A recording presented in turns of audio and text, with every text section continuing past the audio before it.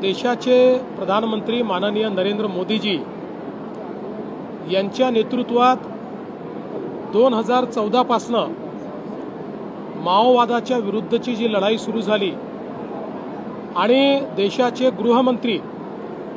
माननीय अमित शाह यांच्या नेतृत्वात माओवादापासून मुक्त भारत तयार करण्याची जी योजना सुरू झाली त्या अंतर्गत महाराष्ट्रामध्ये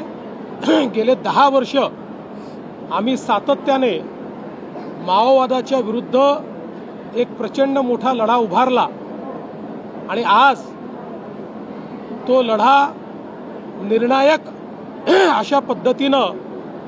त्या ठिकाणी समाप्तीकडे चाललेला आहे। आज सोनू उर्फ भूपती यांच्या समवेत 61 जहाल माओवाद्यांनी आत्मसमर्पण केलेलं आहे। सोनू उर्फ भूपती हा